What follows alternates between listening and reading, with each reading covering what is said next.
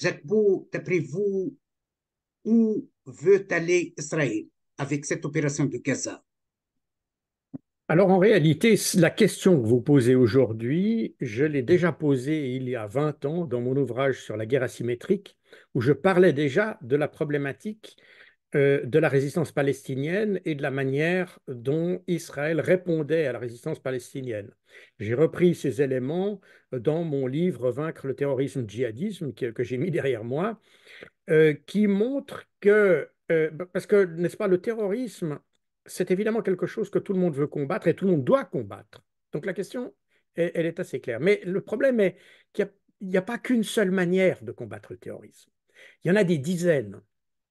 Or, on a l'impression que depuis maintenant 75 ans, Israël n'a toujours trouvé qu'une seule manière de résoudre le terrorisme, c'est-à-dire par la force brute. Et quand je dis brute, je pèse mes mots parce que c'est une violence qui n'a pas beaucoup d'intelligence. On essaye d'écraser une population et à terme, et je posais déjà cette question il y a 20 ans, on se demande si il y a beaucoup de sottises chez les dirigeants israéliens ou beaucoup de perfidie. Parce que la seule finalité que peut avoir la stratégie israélienne, c'est d'anéantir ou d'exterminer la population palestinienne. Le mot exterminer n'est pas nouveau dans le vocabulaire israélien. Il avait déjà été utilisé, je le rappelle, lorsque Israël était entré au Liban en 1982, et le but était exterminer l'OLP. Donc, pour un peuple qui s'est toujours plaint d'avoir été victime d'une extermination, on constate qu'ils appliquent l'extermination, enfin l'extermination s'applique aux autres, doit s'appliquer aux autres, mais pas à eux. Euh, Ceci étant, au-delà de la partie ironique de ça, ça montre aussi que Israël n'est pas honnête avec la communauté internationale, pas honnête évidemment avec les Palestiniens, pas honnête avec la communauté internationale, parce qu'elle fait croire qu'elle essaye de pacifier, de résoudre un problème, mais en réalité, sa stratégie ne fait qu'accentuer le problème et ne fait que, si vous voulez, envenimer la situation. Et je pense d'ailleurs qu'il y a un calcul délibéré des Israéliens de rendre la situation, d'enlever toute autre option à Israël que d'anéantir totalement la population pour pouvoir arriver à ses fins. Parce qu'en réalité, les portes qui existent, enfin qui existaient depuis 1948 pour trouver des solutions politiques aux différents conflits, parce que oui, c'est bien un conflit israélo-palestinien, mais quand on voit la manière dont il a évolué, on s'aperçoit qu'il y a évidemment plusieurs conflits. Le premier conflit, ça a été certainement celui de 1947-48, c'est-à-dire que à partir du moment où les Israéliens, ou ce n'était pas encore des Israéliens d'ailleurs à l'époque, c'est les Juifs, lorsqu'ils ont pris plus de territoire que leur on accordait ou n'en prévoyait le plan de partage, évidemment que les Arabes n'ont pas. Ça a été un premier conflit qui s'est finalement terminé plus ou moins en 1949 avec l'armistice. Mais et à partir de là, on est parti à partir de ces lignes-là, qui sont les frontières d'ailleurs d'avant 1967. C'est un premier conflit. Mais après, il y en a d'autres, parce qu'après, il y a la conquête ce qu'on appelle aujourd'hui les territoires occupés, les territoires palestiniens occupés, c'est-à-dire la bande de Gaza et la Cisjordanie. Et par ailleurs, ce qui est un territoire occupé, pas palestinien, mais territoire occupé, qui est la région du Golan. Et chaque fois, on a chaque fois finalement un conflit un peu différent, mais où les Israéliens ont toujours utilisé le même discours et finalement nous ont menés en bateau sur l'idée qu'ils voulaient résoudre ces problèmes. Donc on a effectivement, et aujourd'hui on le voit à Gaza, cette idée d'abord d'anéantir le Hamas en anéantissant la population, qui est la pire des solutions, à vrai dire. C'est la pire, pas seulement la pire pour les Gazaouis, ça, c'est évident, mais c'est la pire au niveau stratégique. Et on le voit déjà aujourd'hui, puisque Israël, d'ailleurs aujourd'hui, enfin, il y a maintenant une semaine ou deux, il y a un sondage qui a été fait aux États-Unis, Harvard Harris, qui est un établissement de sondage très important, et on voit que 51% des jeunes Américains, 51% des jeunes Américains se disent prêts à liquider Israël et à le donner au Hamas. 51% des jeunes. Alors, si on prend les autres classes d'âge, on s'aperçoit C'est que tournement historique de l'opinion publique. c'est exactement ça. Et ça c'est parce que les jeunes, d'abord, n'est-ce pas, les massacres effectués par l'armée israélienne ont mis en évidence une profonde injustice, ont mis en évidence que on ne sait pas encore exactement, enfin, ceux qui sont ceux qui s'intéressent peuvent savoir, mais ceux qui, pour le gros, pour la grande majorité des gens, on ne sait pas, ils savent pas ce qui s'est passé le 7 octobre. Alors, il est possible qu'il y ait des crimes qui aient été commis. Je dis bien, il est possible. Oui. Mais, quels que soient les crimes qui étaient commis à ce moment-là, qui sont au maximum de 1200 personnes, je le rappelle, ça ne justifie en aucune manière au terme du droit international, même si le Hamas avait utilisé une bombe nucléaire le 7 octobre, ça ne justifiait en aucune manière le massacre d'une population. Et c'est d'ailleurs un peu le drame, alors c'est évidemment le dilemme des médias comme LCI, BFM TV et compagnie, tous ces médias français qui essayent, et même la RTS d'ailleurs, même la RTS suisse, c'est assez frappant, de voir qu'ils essayent de justifier le massacre de la population gazaoui par le crime du 7 octobre. Or, légalement, et c'est valable d'ailleurs pour n'importe quel citoyen comme en droit international, c'est pas parce qu'il y a eu un crime a été commis que vous pouvez en commettre un autre. Donc là, il y a une espèce d'aveuglement de la communauté internationale et de la communauté journalistique sur ces choses-là, uniquement dans le but de protéger Israël. Le problème, c'est que les gens ne sont pas idiots. Une bonne partie des jeunes aujourd'hui ne suivent pas les réseaux, la télévision, mais suivent l'actualité sur les réseaux sociaux. Et ils constatent bien, c'est pas une question de propagande, parce qu'on s'aperçoit que, en fait, déjà là aussi, il y a quelque chose d'intéressant. Israël fait de la propagande, mais pas de la propagande, fait de la désinformation. Et cette désinformation, elle apparaît très vite.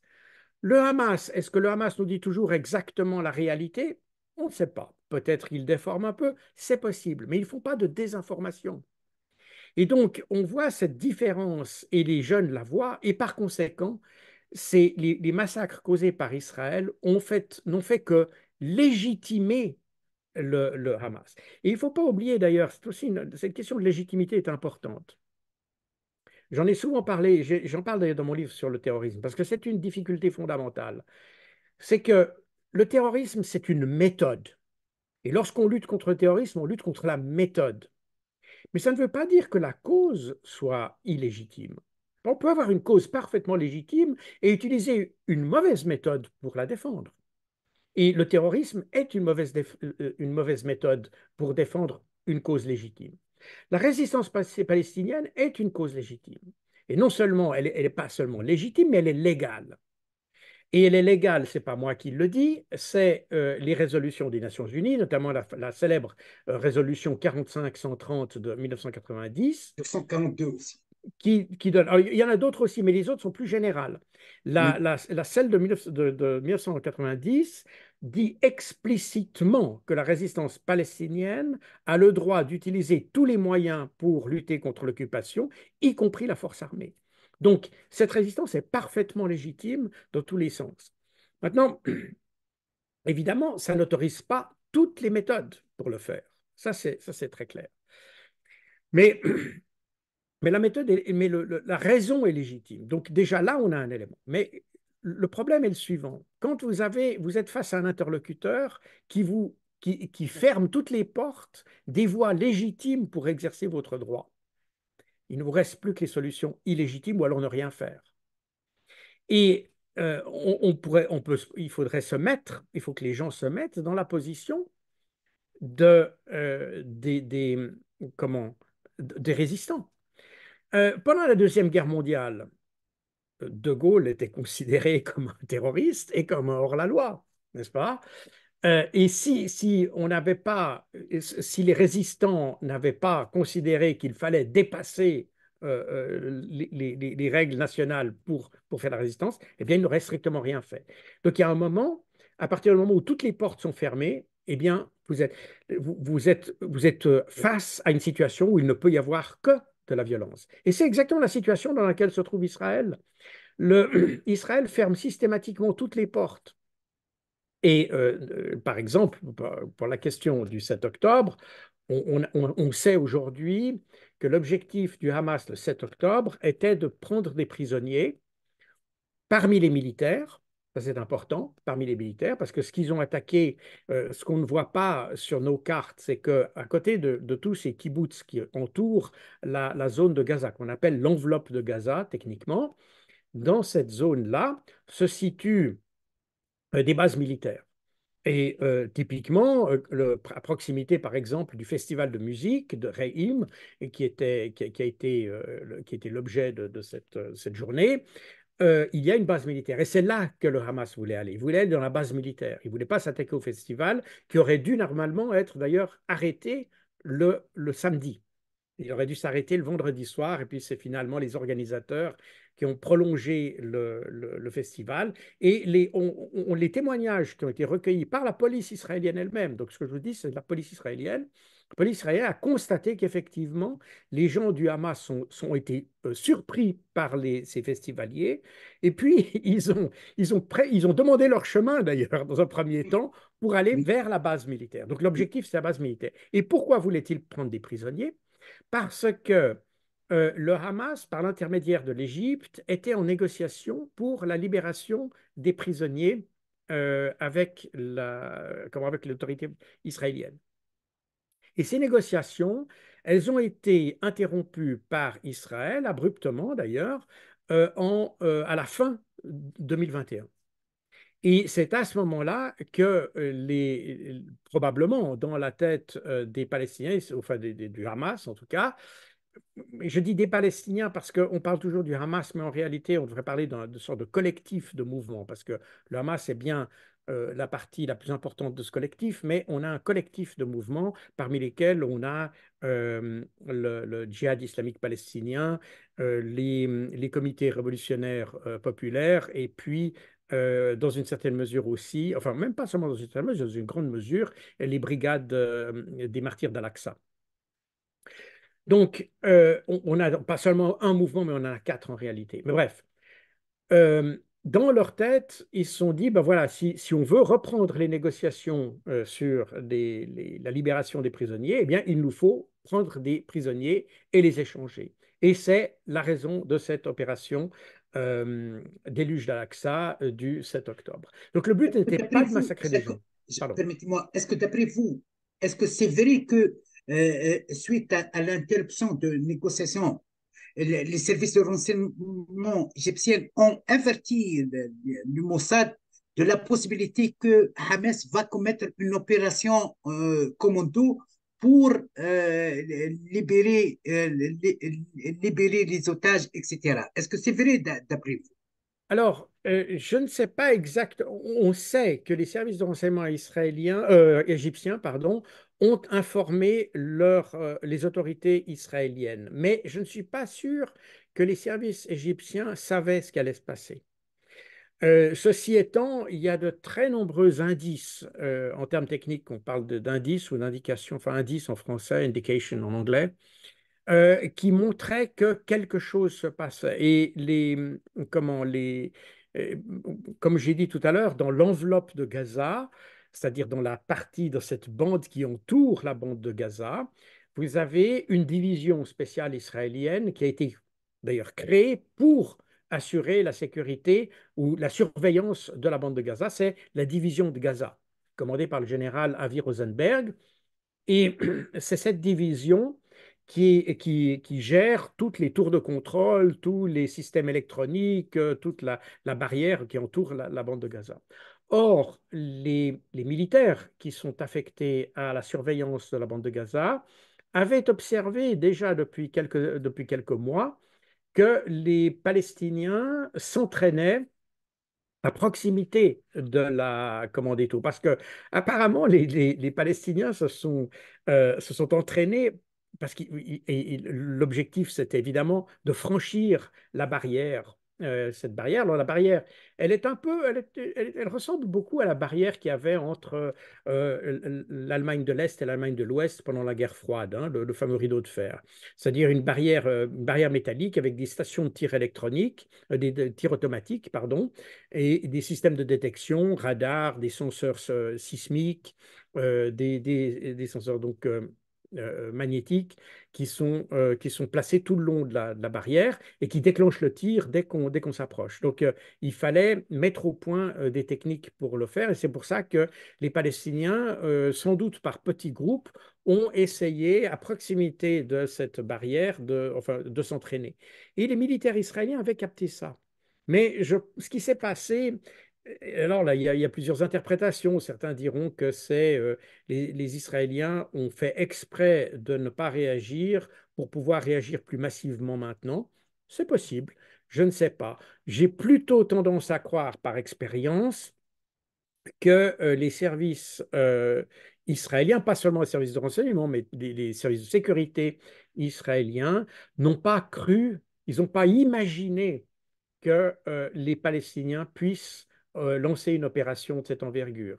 Ils s'attendaient certainement à quelque chose. Dans la presse, pour revenir aux Égyptiens, dans la presse, la presse a dit que les Égyptiens avaient annoncé quelque chose de gros, quelque chose d'important. Vous voyez, qu'est-ce que ça veut dire, quelque chose d'important? Pour un service de renseignement, ça ne veut rien dire du tout, quelque chose d'important. Il faut aussi être conscient de ça.